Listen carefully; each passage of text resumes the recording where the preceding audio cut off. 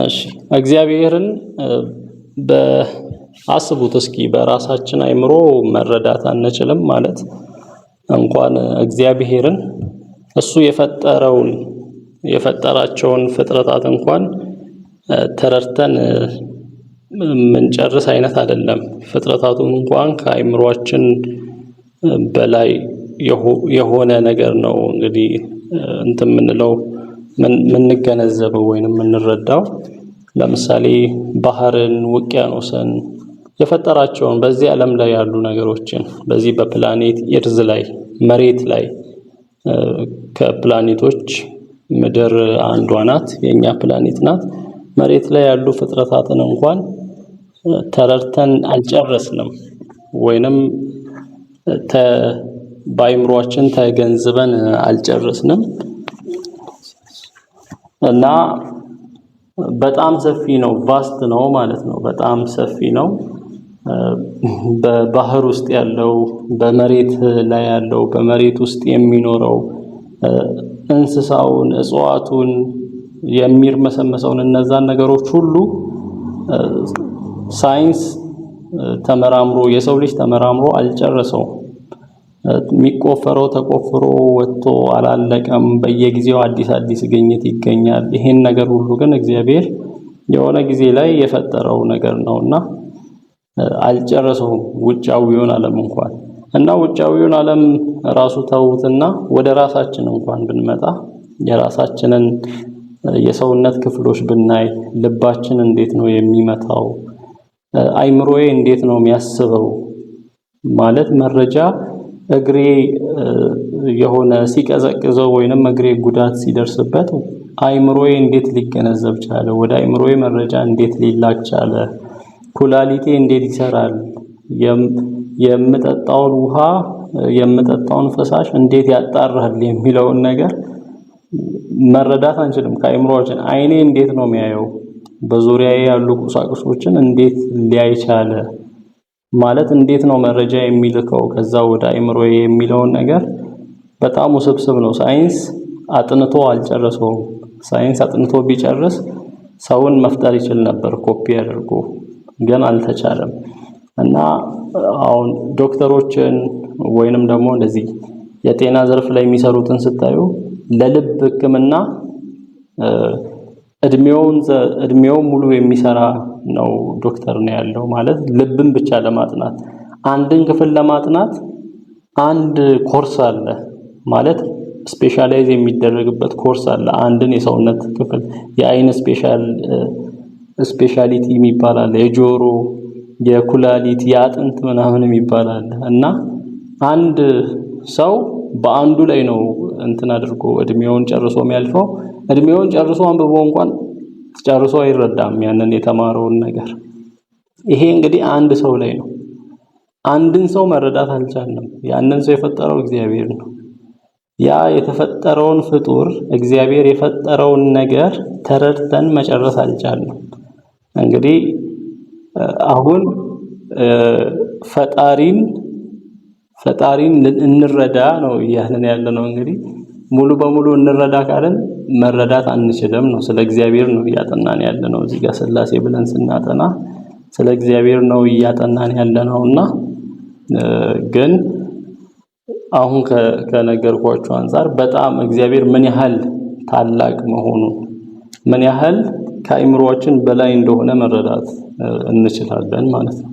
ፍጥረቱ ይሄን ያህል ቻሌንጅ ካደረገን ወይንም ከከበደን ለመረዳት ከከበደን ያንን ሁሉ የፈጠረው ፈጣሪ ምን ያህል ከአይምሮአችን በላይ እንደሆነ ሊጠፋን አይገባም።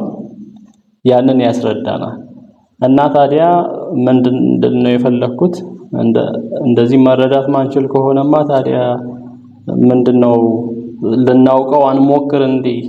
እጃችንን አጣጥፈን በቃ እንቶ እንዴ ከናካቴው እሱን ለማወቅ እሱን ለመፈለግ እንቶ እንዴ የሚል ጥያቄ ከተነሳ እንደዛ ማለት አይደለም። ልል የፈለኩት ሙሉ በሙሉ አውቀነው አንጨርስም ነው። እግዚአብሔርን ሙሉ በሙሉ አውቀነው ማን ነው የሚለውን እያንዳንዱን ነገር ፈትሸን ለእያንዳንዱ ለሚነሳው ጥያቄ ምላሽ ሰጠን አንችልም ነው እያልኩ ያለሁት። እና በቃ እግዚአብሔር ማለት ይሄ ነው ብለን ጨርሰን ማስረዳት አንችልም። እና አንድ ሰው ሲጽፍ ምንድነው ያለው? እግዚአብሔርን ሙሉ በሙሉ ተረድቼዋለሁ ብለህ ካሰብክ ያ የተረዳው ነገር እግዚአብሔር አይደለም ማለት ነው ብሎ ነው ያወራው። ማለት እግዚአብሔርን በቃ ተረድቼዋለሁ አውቄዋለሁ እግዚአብሔር ማለት ይሄ ነው ብለህ ሙሉ በሙሉ ተረድቼዋለሁ ብለህ ካሰብክ ያ ነገር እግዚአብሔር አይደለም። ምክንያቱም እግዚአብሔር ሙሉ በሙሉ የምትረዳው አይደለም፣ ከአይምሮ በላይ ነው። ታዲያ እንደዛ ከሆነ እንዴት ልድን እችላለሁ? ማለት የማይታወቅ ይሄን ያልታላቅ ከሆነ አስጊ አይሆንብኝም ወይ? እንዴት ላቀውስ እችላለሁ? ማላቀው ከሆነስ እንዴት የሚል ጥያቄ ከተነሳ ደስ የሚለው ነገር ለመዳን የሚያስፈልገውን ነገር ገልጦልናል። ለመዳናችን የሚሆነውን ነገር፣ ለህይወታችን የሚሆነውን ነገር እንድናቀው የሚፈልገውን ፓርት ገልጦልናል። በመጽሐፍ ቅዱስም ማግኘት እንችላለን፣ በህይወታችንም። ስለዚህ የሆነ ታላቅ ስለሆነ ራሱን አወሳስቦ ማይታወቅ የሆነ ሳይሆን ለኛ በሚያስፈልገን ልክ ለድህነታችን በሚሆን ልክ የተገለጠልን አምላክ ነው። እንዲሁም ደግሞ ስንፈልገው፣ ስንጠይቀው፣ ስንጸልይ ራሱን እየገለጠልን በየዕለቱ የሚያስደምመን የሚያስገርመን አምላክ ነው። እንኳን እኛ መላእክቱ እኮ መጽሐፍ ቅዱስ ላይ ይሰግዱለታል። ቀና ብለው ሲያዩት ክብሩ ሌላ ነው እና በቃ ተገርመው ይሰግዱለታል። ድጋሚ ቀና ብለው ሲያዩት ሌላ ይሆንባቸዋል እና ይገረማሉ። እና ለመላእክቱ እንኳን አብረውት ላሉት እንኳን ይህን ያህል ነው እግዚአብሔር። ማይለመድ አይነት አምላክ ነው እና ያ የማይለመደው አምላክ ለድህነታችን የሚሆነውን ገልጦልናል። ስለዚህ ያንን ነው ልናጠና ምን ሞክረው፣ ያንን ነው ልናቅ ምን ሞክረው ነውና አንድ አባባል አለ። ሥላሴን ሙሉ በሙሉ ለማወቅ ከሞከርክ አይምሮህን ታጣለህ፣ በቃ አልፈልገውም ብለህ ደግሞ ችላ ካልከው ህይወትህን ታጣለህ የሚል አባባል አለና ይሄ ማለት አሁን ያወራሁት ሐሳብ ነው። ሙሉ በሙሉ ካልተረዳው እስከ ጥግ ድረስ እንግዲህ ሥላሴ ስንል እግዚአብሔር ነው ብለናል፣ እያጠናን ያለነው። እግዚአብሔርን ሙሉ በሙሉ በአይምሮዬ ተረድቼ ካልጨረስኩ ካልክ አጨርሰውምና አይምሮህን ነው የምታጣው፣ ተረድተህ ልትጨርሰው ስለማትችል። አይ ደግሞ በቃ አልፈልግም፣ ይሄ በጣም ውስብስብ ነው፣ ምን አጨናነቀኝ ብለን ከተውነው ደግሞ አልፈልግም እውነቱን ማወቅ ካልን ህይወታችንን እናጣለን። ምክንያቱም እግዚአብሔርን ከማወቅ ጋር የተያያዘ ስለሆነ ህይወትን የማግኘት ነገር፣ የዘላለም ህይወት ነገር። ስለዚህ መማር እግዚአብሔር በገለጠልን ልክ ትሁት ሆነን አቃለው እጨርሳለሁ የሚቀረኝ ነገር አይኖርም ሙሉ እረዳለሁ በሚል ስሜት ሳይሆን ትሁት ሆነን በቃ በመማር ልብ፣ በመገዛት ልብ እሱን ለመማር ስንቀርብ እግዚአብሔር ደግሞ ይገልጥልናል። ትሁት የሆነውን ልብ የማይነቅ እግዚአብሔር ነውና ያለው ምናመልከው። ስለዚህ ይገልጥልናል ነው። በገለጠልን ልክ ደግሞ በዛ እንመላለሳለን በተረዳነው ልክ።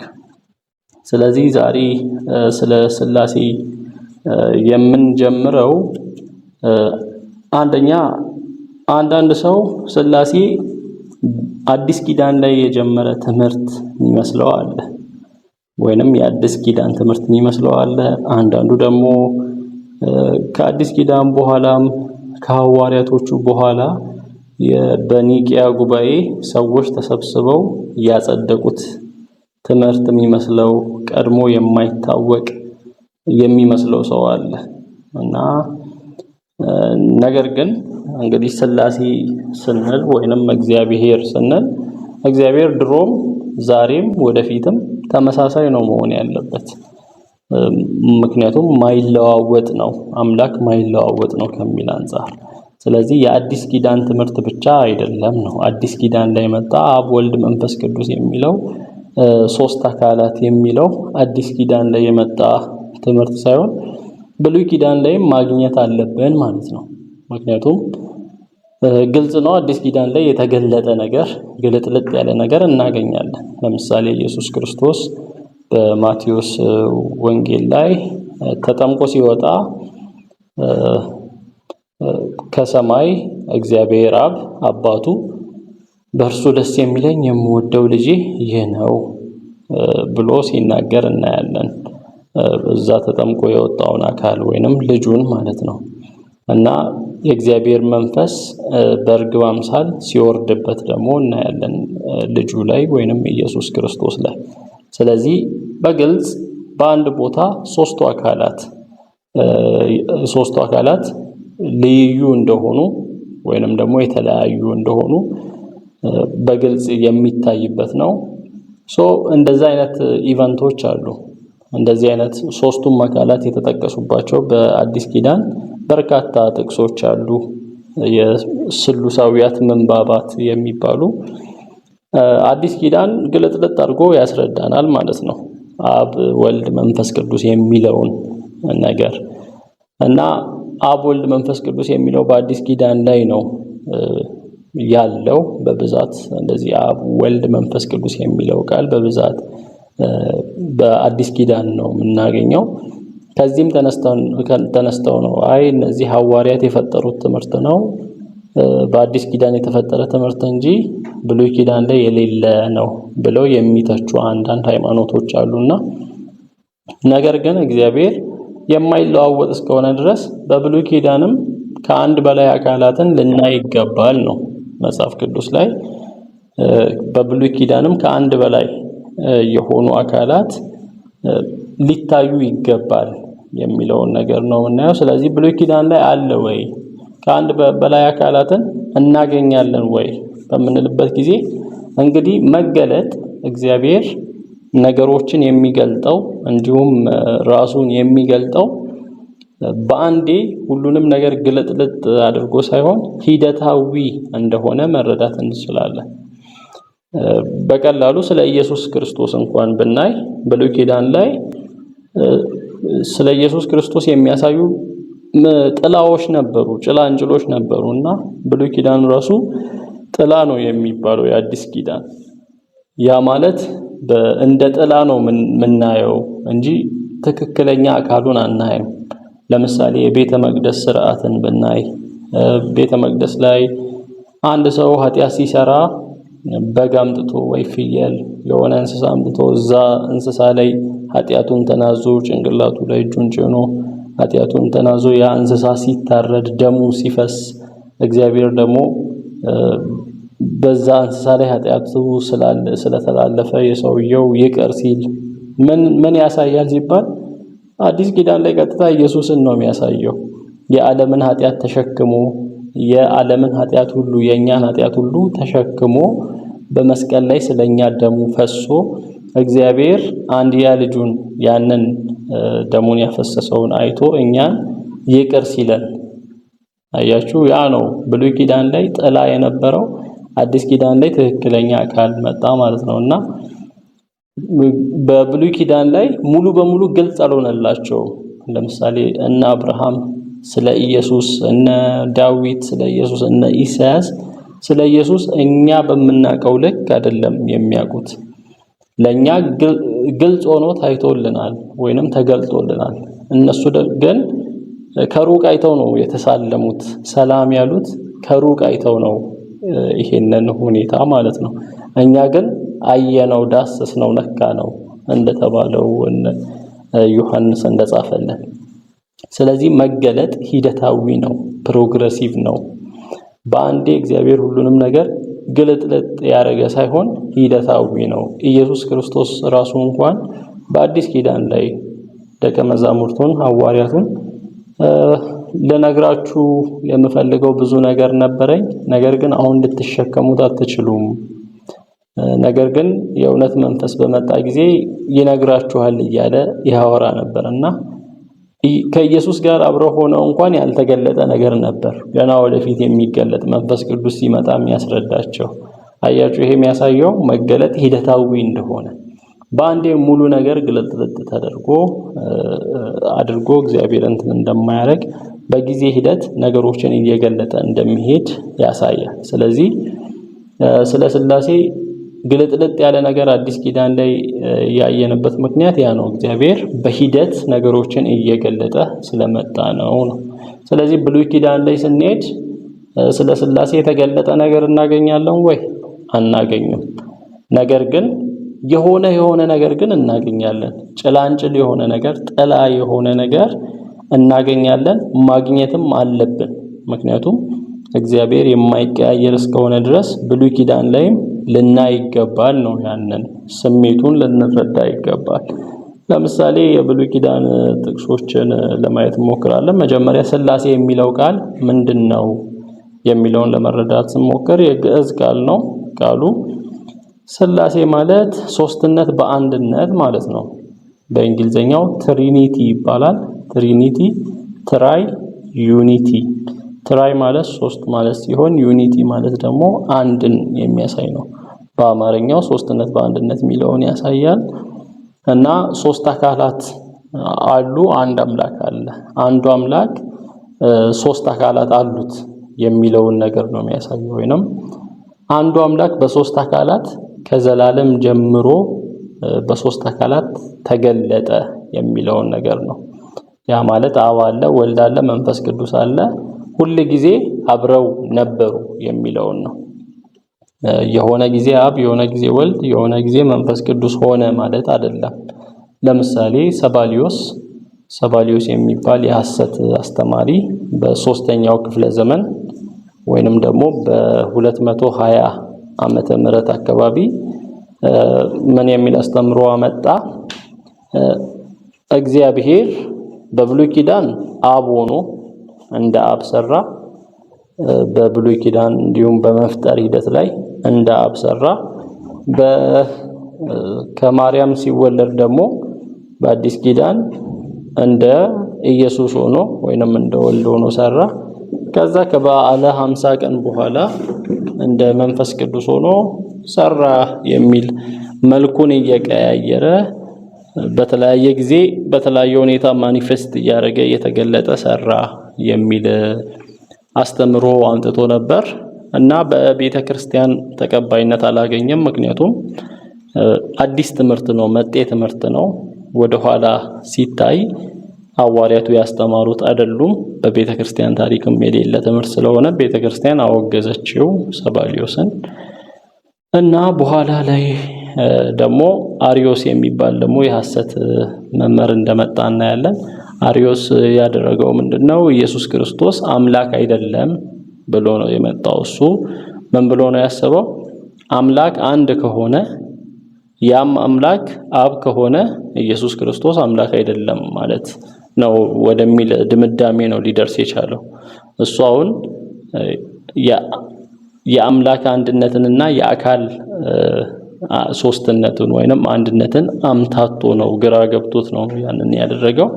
እና አሪዮስ የተነሳው በ300 ዓመተ ምህረት አካባቢ ነው፣ በ4ኛው ክፍለ ዘመን እንደማለት ነውና ኢየሱስ ክርስቶስ ከአብ ጋር እኩል አይደለም፣ እንደ አብ አምላክ አይደለም፣ ፍጡር ነው፣ የተፈጠረ ነው። የሆነ ጊዜ በእግዚአብሔር የተፈጠረ ነው፣ ከፍጥረት ሁሉ በላይ ነው። ግን ደግሞ የሆነ ጊዜ የተፈጠረ ነው። እግዚአብሔር ኢየሱስን ፈጠረውና ዓለምን በሱ ፈጠረ አይነት ነገር ነው ያስተማረው ማለት ነው አሪዮስ። እና ይሄ ትምህርት መሰራጨት ጀመረ።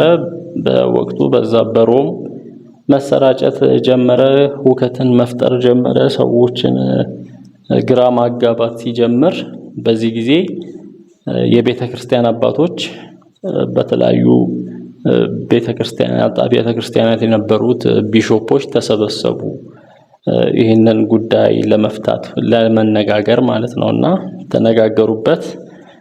የተማርነው ትምህርት ይሄ ነው ወይ? መጽሐፍ ሐዋርያቱ ያስተማሩት ወደ ኋላ ያለው ትምህርት በታሪክ ያለው ይሄ ነው ወይ የሚለውን በሚያጠኑበት ጊዜ ያ ሆኖ አልተገኘም። ስለዚህ ትክክለኛው ትምህርት ምን እንደሆነ ተናገሩ ማለት ነው። ትክክለኛው ትምህርት አብ አምላክ ነው። አብ አምላክ እንደሆነም ወልድ አምላክ ነው፣ ወይንም ኢየሱስ ክርስቶስ አምላክ ነው። እና ኢየሱስ ክርስቶስ አምላክ የሆነው ልክ እንደ አብ ነው እና ሥላሴ ሲባል አንድ አምላክ አለ ወይንም አንድ የአምላክ ባህሪ ያለ ያንን አንድ አምላክ የአምላክነት ባህሪ አብም ወልድም መንፈስ ቅዱስም በእኩል ሁኔታ ከዘላለም ይጋሩታል ነው። ያ ማለት አብ አምላክ እንደሆነ የአምላክነት ባህሪ እንዳለው ወልድም አምላክ ነው ወይንም የአምላክነት ባህሪ አለው ነው። ወልድ ውስጥ ያለው የአምላክነት ባህሪ አብ ውስጥ ያለው ራሱ ነው። ራሱ የአምላክነት ባህሪ ወልድ ውስጥ አለ ነው። ወልድ ውስጥ ያለው ራሱ የአምላክነት ባህሪ መንፈስ ቅዱስ ውስጥ አለ ነው። ስለዚህ አንድ አምላክ ሲባል ያ ነው። አንዱ የአምላክነት ባህሪ ነው በሶስቱ አካላት ውስጥ ያለው። አንዱ የአምላክነት ኢሴንስ ወይንም ኔቸር ሆሞኡሲያስ ይባላል በግሪኩ። ያንን አንዱን ሰብስታንስ ነው ሼር ያደረጉት ሶስቱ አካላት። ለዛ ነው ሶስት አምላክ የማይሆንበት ምክንያት። ምክንያቱም አምላክነት አይከፋፈልም። የሚከፋፈል አብ አምላክ ከሆነ 1/3ኛውን ወስዶ ወልድ 1/3ኛውን ወስዶ አይነት የማይሆንበት ምክንያት ለዛ ነው። አይከፋፈልም እና ይሄንን የመጽሐፍ ቅዱስ ትምህርት ስርዓት ባለው መንገድ አስቀመጡ ማለት ነው። በ325 ዓመተ ምህረት በኒቂያ ነው የተሰባሰቡት እነዚህ ቢሾፖች ይሄንን የአርዮስን የሐሰት ትምህርት ለመመከት። በዚህም በ325 እንደዛ ተደረገ። በ381 በቁስጥንጤንያ ጉባኤም እነዚህ ኒቂያ ቁስጥንጤንያ የሚባሉት እዛው ሮም ውስጥ የነበሩ ቦታዎች ናቸው፣ ከተማዎች ናቸው። በኋላ ላይ አንድ አምላክ በሶስት አካላት ተገለጠ የሚለውን ነገር አብ ወልድ መንፈስ ቅዱስ የአንዱ አምላክ ባህሪ እንዳላቸው። ያ ማለት አምላክ ሲባል እንግዲህ ባህሪያት አሉ። የአምላክ ባህሪያት ሁሉን ማወቅ፣ ሁሉን መቻል፣ በሁሉ ቦታ መገኘት፣ እነዚህ ዘላለማዊነት አምላክ የሚያስብሉ ባህሪያት አሉ እና አብ እነዛ ባህሪያት አሉት። ወልድ እነዛ ሁሉም መቻል፣ ሁሉም ማወቅ፣ በሁሉ ቦታ መገኘት፣ ዘላለማዊነት የሚባሉ ባህሪያት አሉት። መንፈስ ቅዱስም እንደዛው። ስለዚህ ሶስት አካላት እነዚህ የአምላክነት ባህሪያት አሏቸው ነው። ስለዚህ አንዱ የአምላክነት ባህሪ በሶስቱ አካላት ውስጥ እንዳለ ያንን ትምህርት አጸኑ። የነበረውን ትምህርት አዲስ ትምህርት አልፈጠሩም። እዚህ ጋር መታወቅ ያለበት ነገር የነበረውን ትምህርት ነው ያጸኑት፣ ከድሮም የነበረውን ትምህርት። ከዛ በኋላ አርዮስ ተወገዘ ማለት ነው። ስለዚህ የሥላሴ ትምህርት በስርዓት እንደዚህ የተጀመረው በእንደዚህ አይነት አማካኝነት ነው። መጽሐፍ ቅዱስ ላይ እናገኛለን ወይስ ሰዎች ተፈላስፈው ያመጡት ሐሳብ ነው የሚለውን እንትን ስንል፣ ምክንያቱም እንደ ክርስቲያን መመዘኛችን መጽሐፍ ቅዱስ ነው እንጂ የትኛውም አባት አይደለም ወይንም የትኛውም አስተማሪ አይደለም መሆን ያለበት። መጽሐፍ ቅዱስ ላይ ከብሉይ ኪዳን ስንጀምር እንግዲህ ከብሉይ ኪዳን የምንጀምረው ምንድነው? ቀደም እንዳልኳችሁ ድሮ የሌለ በአዲስ ኪዳን የተፈለሰፈ ትምህርት ወይንም ደግሞ በቤተ ክርስቲያን ታሪክ የሆኑ አባቶች የፈለሰፉት ትምህርት ነው እንዳይባል በብሉይ ኪዳን እናገኛለን ወይ ስንል ቀደም እንዳልኳችሁ ጭላንጭሉን ነው የምናገኘው፣ ጥላውን ነው የምናገኘው። ለምሳሌ ከመጀመሪያው ምዕራፍ የዘፍጥረት መጽሐፍ ሄደን ስናነብ ዘፍጥረት 1:26 ላይ እግዚአብሔር ሰውን በመልካችን እንደ ምሳሌያችን እንፍጠር ይላል። ሰውን በመልካችን በአዲሱ ሳነብ ሰውን በመልካችን በአምሳላችን እንስራ ይላል። ሰውን በመልካችን እንደ ምሳሌያችን እንፍጠር ብሎ እግዚአብሔር ሲናገር ግልጽ ነው። የቁጥር ብዙነት እንዳለ እዚህ ጋር በግልጽ ማየት እንችላለን። ብዙ አካላት ከአንድ በላይ አካላት እንዳሉ ማየት እንችላለን። ግን ስንት አካላት የሚለውን ነገር ግልጽ አያደርግልንም አሁን ይሄ ቴክስ። ነገር ግን አንድ አካል ብቻ እንዳልሆነ ደግሞ ያረጋግጥልናል። ስለዚህ ከአንድ በላይ አካል እንዳለ እግዚአብሔር ሰውን በመልካችን ሲል በእኛ መልክ ነው፣ እንደ ምሳሌያችን ሲል በእኛ ምሳሌ ምን እናደርግ እንፍጠር ነው ያለው። እየተናገረ ያለው እንፍጠር እያለ ነው እና ይሄንን አንደኛ ይሄ የስላሴን አካላትን አያሳይም ወይንም እግዚአብሔር ከአንድ በላይ አካል መሆኑን ማረጋገጫ አይሆንም። የማጀስቲክ ፕሉራሊቲ ሲባል የክብር ማጀስቲክ የክብር ብዙነትን ያሳያል ብለው እንትን የሚሉ ዲፌንድ ለማድረግ የሚሞክሩ ሰዎች አሉ። ነገር ግን ይሄ ነገስታት ራሳቸውን እንደሚጠሩት አይነት ማለት ነው። ማጀስቲክ ፕሉራሊቲ ሲባል ነገስታት አንዳንዴ እኛ እያሉ ያወራሉ። ከዛ አንፃር ነው ማጀስቲክ ፕሉራሊቲን በሚያሳይ መንገድ ነው እየተናገረ ያለው እግዚአብሔር እንጂ ከአንድ በላይ አካላት አለ የሚለውን አያሳይም ብለው የሚናገሩ አሉ። ነገር ግን ይሄ ማጀስቲክ ፕሉራሊቲ እንዳልሆነ ወይንም የግርማዊ ብዝሃነትን እንደማያሳይ የምናውቀው አንደኛ በዕብራይስጥ አጻጻፍ ማጀስቲክ ፕሉራሊቲ የለም። በወቅቱ በተለይ ስነ ጽሁፉን መጽሐፍ ቅዱስ ሲጻፍ ስነ ጽሁፉንም ማወቅ አለብን፣ ታሪኩንም ማወቅ አለብን። እንግዲህ ዘፍጥረት በተጻፈ ጊዜ የነበረ እንዲሁም በዕብራይስጥ ብሉይ ኪዳን የተጻፈው በዕብራይስጥ ነው፣ በሂብሪው ቋንቋ ነው። በዕብራይስጥ አጻጻፍ እንደዚህ ማጀስቲክ ፕሉራሊቲ የለም፣ አይጻፍም። እንዲሁም በዛ ዘመን ሙሴ ያንን ብሉይ ኪዳንን በጻፈበት ዘመን እንደዛ አይነት ነገር በዛ በነበረበት ባህልም አይታወቅም ነበር ማጀስቲክ ፕሉራሊቲ የሚለው ነገር። ሌላው ደግሞ ይሄ ማጀስቲክ ፕሉራሊቲ ወይንም የግርማዊነት ብዝሃነት የማይሆንበት ያልኳችሁ ምን አይነት ፕሉራሊቲ ነው የሚለው አሁን ነገስታት እኛ እንደዚህ አይነት ነገር ልከናል ወይንም እንደዚህ የላካችሁትን ነገር ተቀብለናል እያሉ አንድ ንጉስ እንደዚህ ሊያወራ ይችላል ከሚል አንፃር ነው፣ ንጉስ ከመሆኑ አንፃር የሚል ነው። ማጀስቲክ ፕሉራሊቲ የማይሆንበት ምክንያት እግዚአብሔር በእንደዚህ አይነት መንገድ የሚናገር ከሆነ መጽሐፍ ቅዱስ ላይ ሌሎች ቦታዎች ላይም ልናይ ይገባ ነበር ነው። ምክንያቱም ኦሬዲ እንደዚህ ራሱን በግርማዊ ብዝሃነት የሚጠራ ከሆነ ለምን አንድ ክፍል ብቻ ላይ እንደዚህ ያወራል? ሌላ ክፍል ላይ እንደዚህ ያወራበት የለም። ለምሳሌ ዘፍጥረት 1:26 ላይ ብቻ ነው እንደዚህ በማጀስቲክ ፕሉራሊቲ አውርቷል እየተባለ ያለው። ከ66ቱ መጽሐፍ አንድ ምዕራፍ ላይ ለዛውም አንድ ቁጥር ላይ ብቻ እንደዛ አውርቶ ሌላ ክፍል ላይ ካላወራ ይሄ ማጀስቲክ ፕሉራሊቲ አይደለም ማለት ነው፣ ወይንም የግርማዊነት ብዝሃነትን የሚያሳይ እንዳልሆነ መረዳት እንችላለን። አንዳንዶች ደግሞ ከእግዚአብሔር ጋር መላእክቶች አብረው ነበሩ፣ ስለዚህ ኑ ማለት ሰውን በመልካችን እንደ ምሳሌያችን እንፍጠር ብሎ ሲያወራ በአጠገቡ ያሉ መላእክቶችን እያሰበ ነው ብለው ኢዮብ መጽሐፍ ላይም እግዚአብሔር ሲፈጥር እልል እንደሚሉ እንደሚያመሰግኑ አይነት ነገር ያንን ጠቅሰው ያወራሉና ነገር ግን ክፍሉን በምናይበት ጊዜ ምንድነው እያለ ያለው እግዚአብሔር? ሰውን በመልካችን እንደ ምሳሌያችን እንፍጠር እያለ ነው።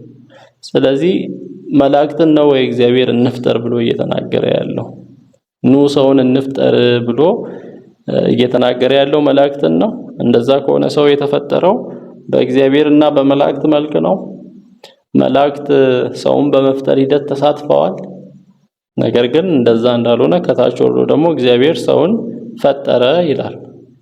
ስለዚህ በመላእክት መልክ እንዳልተፈጠረ፣ መላእክት ሰውን በመፍጠር ሂደት ላይ እንዳልተሳተፉ ማየት ይቻላል።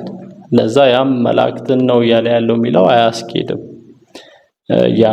አያስኬድም ማለት ነው። ስለዚህ ብቸኛው የሚያስኬደው እዚህ ላይ ከአንድ በላይ አካላት አሉ ነው። እግዚአብሔር እንፍጠር ሲል በእግዚአብሔር ውስጥ ወይንም በእግዚአብሔር አካል ውስጥ ጋዴድ ውስጥ ከአንድ በላይ አካላት ፐርሰንስ እንዳሉ ያሳያል። ሌላው እዛው ምዕራፍ 3 ቁጥር 22 ላይ አዳምና ሔዋን ፍሬዋን በበሉ ጊዜ እግዚአብሔር የተናገረው ምንድነው?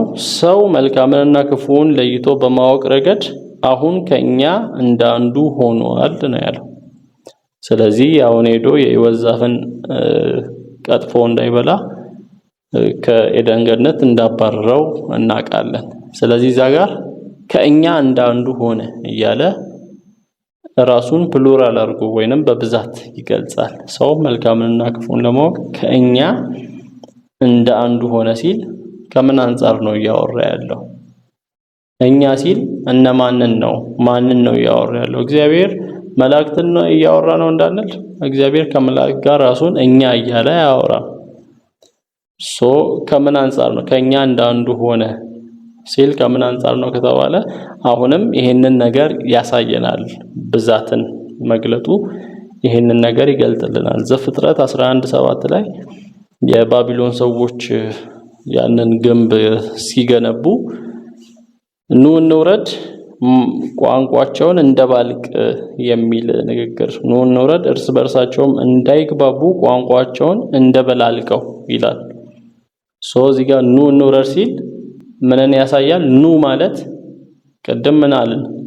እንፍጠር ሲል ከአንድ በላይ አካላት እንዳሉ ያሳያል ብለናል። 2 ይሁን 3 ይሁን አናቅም።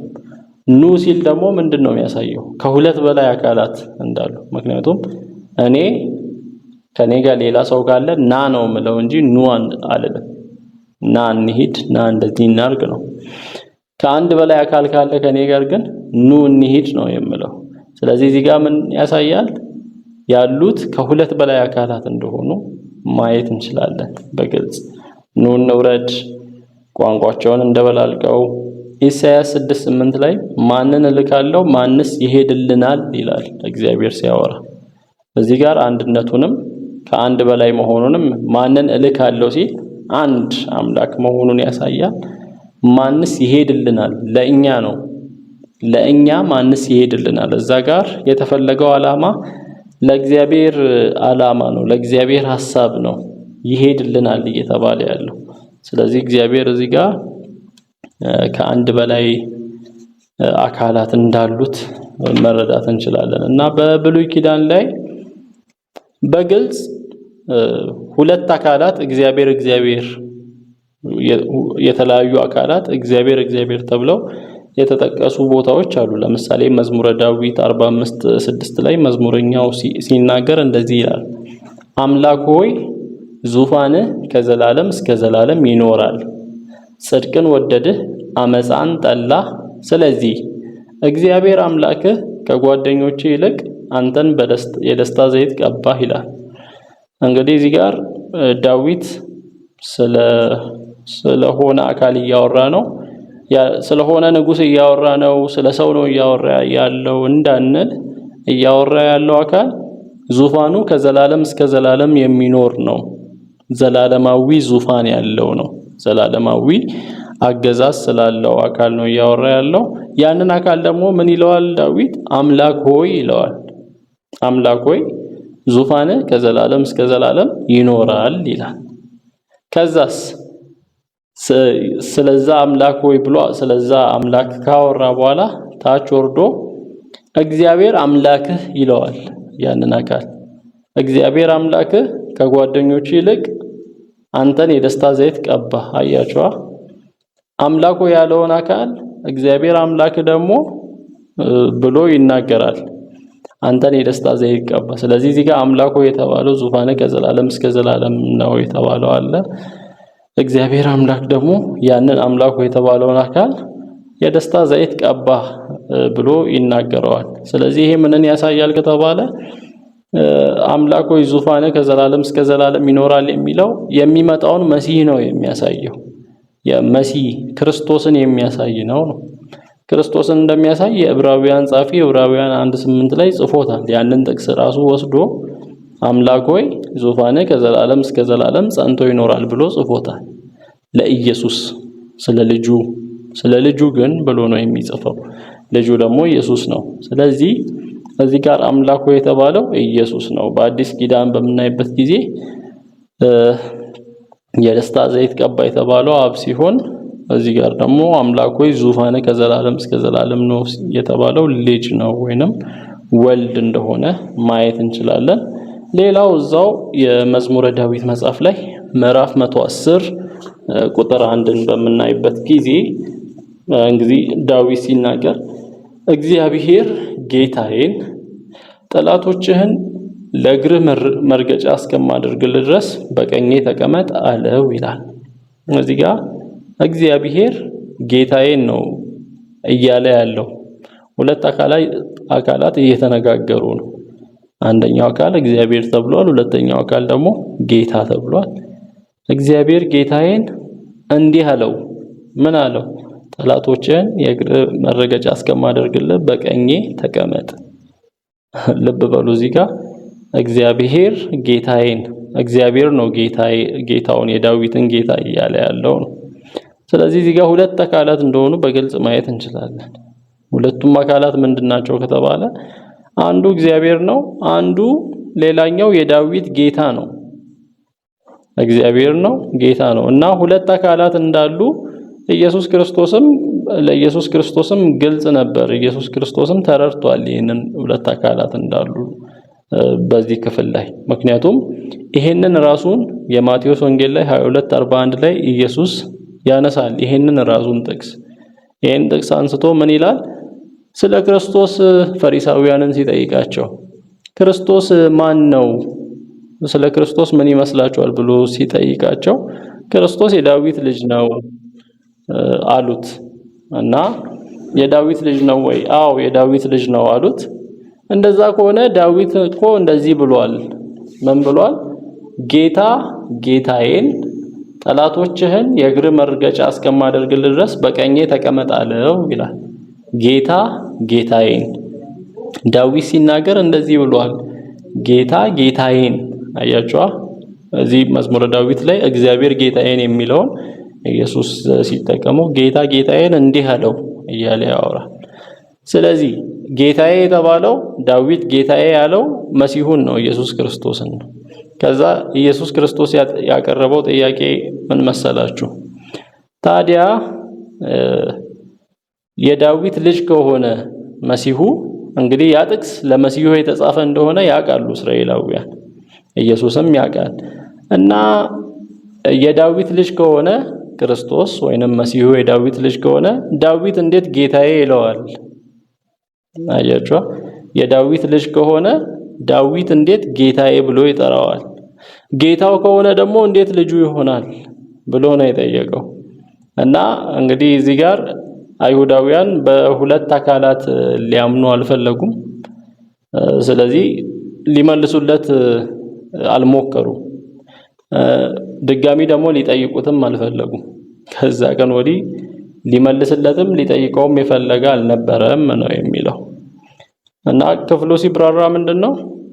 እግዚአብሔር የተባለ አካል አለ። በዕብራይስጡ ስናይ ያህዌ አዶናይን ነው የሚለው። ያህዌ አዶናይን፣ እግዚአብሔር የተባለው ያህዌ ሲሆን ጌታ የተባለው ደግሞ አዶናይን። እንዲህ ያለው ምን አለው? ጠላቶችን የእግር መርገጫ እስከማደርግልህ በቀኜ ተቀመጥ አለው። ይሄንን በአዲስ ኪዳን መነጽር በምናይበት ጊዜ አብ ወልድን እንደዚህ ያለው ነው የሚለው። አብ ወልድን ጠላቶችን የእግር መረገጫ እስከማደርግልህ በቀኜ ተቀመጥ። ዕብራውያን ላይ ቆሮንቶስ መጽሐፍ ላይ ይሄንን እንትን ተደርጎ ዘርዝሮ እናገኘዋለን ተብራርቶ። ስለዚህ ይሄ የሚነግረን ብሉይ ኪዳን ላይ እንግዲህ አልጨረስንም፣ ሰዓታችን ግን ወደ ማለቅ ደርሷል የዛሬው። እና ብሉይ ኪዳን ላይም የነበረ ነው። ከአንድ በላይ አካላት ብሉይ ኪዳን ላይ ነበሩ። ቀጣይ ሳምንትም በደንብ እንቀጥላለን። ብሉይ ኪዳን ላይ ያሉ ሌሎች ስለ መንፈስ ቅዱስም የተለየ አካል ለምሳሌ ስለ መንፈስ ቅዱስ ባወራ ኢሳይያስ 63:10 ላይ የእግዚአብሔር ሕዝቦች አመጹ ቅዱሱንም መንፈሱን አሳዘኑ ይላል። አመጹ ቅዱሱንም መንፈሱን አሳዘኑ እያለ ያወራል። እና ስለ መንፈስ ቅዱስ ሲያወራ አንደኛ በዚህ ምንባብ ላይ ከእግዚአብሔር የተለየ አካል እንደሆነ ያወራል። ምክንያቱም ቅዱስ መንፈስ የእርሱ የእግዚአብሔር ቅዱስ መንፈስ ነው። ደግሞ መንፈስ ቅዱስ አካል እንዳለው ወይንም ማንነት እንዳለው የምናውቀው ያዝናል። አንዳንድ ሃይማኖቶች መንፈስ ቅዱስ በቃ የሆነ ኃይል ነው፣ የሆነ ስራ ይሰራል፣ በቃ የእግዚአብሔር መንፈስ ቅዱስና ብለው ሲጸልዩ ስራ ይሄንን ኃይል ስጠን እያሉ ሲጸልዩ ኃይል ብቻ ይመስላቸዋል። ከዛ የሆነ ስራ ብቻ ሰርቶ የሚሄድ ጀስት እንደ ኤሌክትሪክሲቲ የሚመስሉ አሉ። የኤሌክትሪክ ኃይል ለምሳሌ መብራትን እንደሚያበራ መንፈስ ቅዱስም የሆነን ስራን ይሰራል ነው። ከዛ አንፃር ብቻ እንጂ ማንነት እንዳለው አያስቡም።